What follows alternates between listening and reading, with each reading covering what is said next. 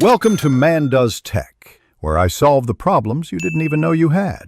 You start by confirming your Vivo model and Android build. This affects available options.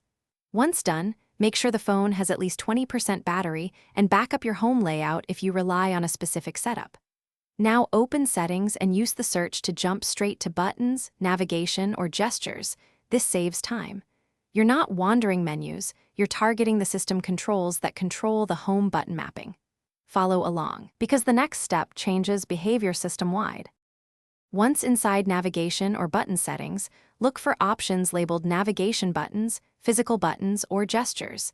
Different Vivo skins name them differently. Tap the setting and choose between gesture navigation, 3-button mode, or a customize option that lets you assign long press or double tap.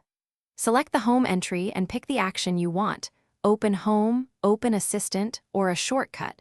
Then test immediately. If the system asks for accessibility permission to remap actions, grant it so the change takes effect reliably.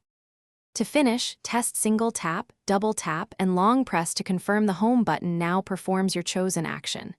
If the new mapping doesn't apply right away, reboot the phone and then recheck accessibility and default app permissions. These often block remapping. If problems continue, reset navigation to default and reconfigure. That clears conflicting shortcuts. As a final tip, make sure third-party launcher settings aren't overriding system navigation. Disable or adjust them when necessary to keep the home button consistent. Thanks for watching. If you found this helpful, don't forget to like and subscribe.